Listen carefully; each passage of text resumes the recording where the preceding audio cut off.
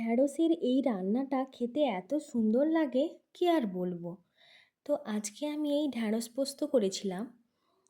প্রথমে আমি কড়াইতে সর্ষের তেল দিয়ে দুটো শুকনো লঙ্কা দিয়ে দিলাম।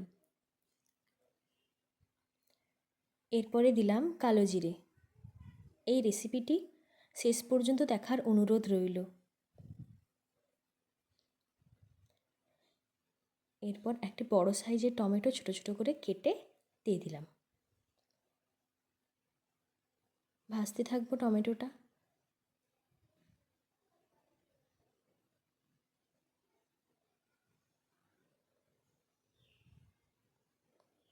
টমেটো ভাজা হয়ে গেলে পেঁয়াজকে আমি চৌকো চৌকো করে কেটে রেখেছিলাম, ওটা দিয়ে দিলাম।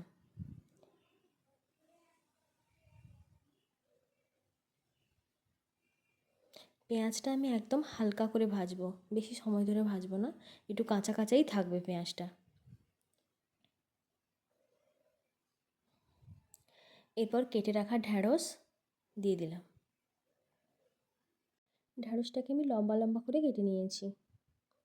সমস্ত ঢ্যাঁড়স দিয়ে দিলাম।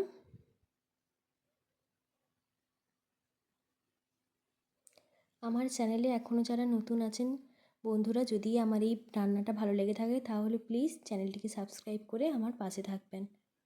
এরপরে দিয়ে দিলাম লবণ। লবণ দিয়েও কিছু সময়ের জন্য ঢ্যাঁড়সটাকে ভাজতে থাকবো।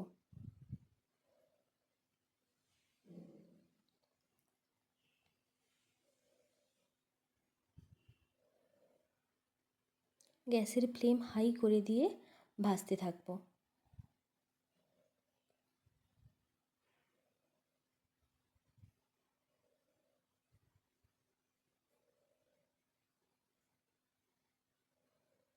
ঢ্যাঁড়সের কালার যখন চেঞ্জ হয়ে আসবে তখন আমি দিয়ে দিলাম হলুদ গুঁড়ো।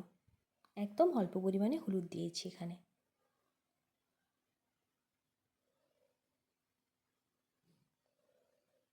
ব্যাস, হলুদ দিয়ে 1 মিনিট ভাজার পর আমি পোস্ত আর সর্ষে মিক্সিতে বেটে রেখেছিলাম একসঙ্গে, ওটাই দিয়ে দিলাম।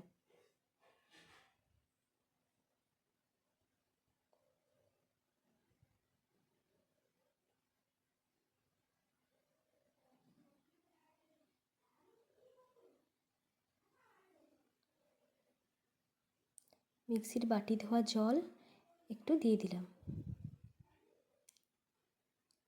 এই রান্নায় জল দিতে হয় না, তবু মিক্সির বাটি ধোয়া একটু জল আমি দিয়ে দিলাম।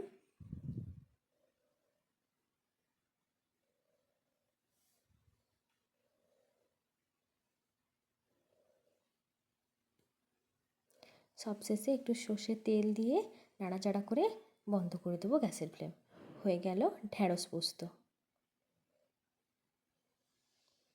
এত অল্প সময়ে এই রান্নাটা হয়ে যায় আর খেতে লাগে খুব দারুণ। গরম গরম ভাতের সঙ্গে এইভাবে যদি ঢ্যাঁড়স পোস্ত পরিবেশন করবেন ভালো লাগবে।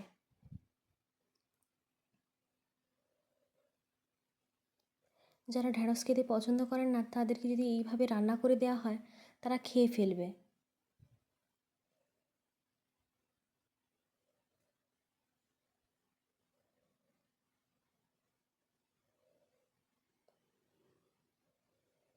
একদম গামাখা গামাখা তরকারিটা, পোস্ত যেন একদম ঢ্যাঁড়সে লেগে থাকে, এরকম করে নামিয়ে নিলাম। এখানে একটু পোস্তর পরিমাণ বেশি দেবেন, ভালো লাগবে। বন্ধুরা, কেমন লাগলো আমার এই আজকের রেসিপি কমেন্ট করে জানাবেন। ভালো লাগলে প্লিজ একটি লাইক করে আমার চ্যানেলটিকে সাবস্ক্রাইব করে পাশে থাকবেন। এখনকার মতো টাটা, দেখা হচ্ছে পরবর্তী ভিডিওতে। সবাই সুস্থ থাকুন, ভালো থাকুন।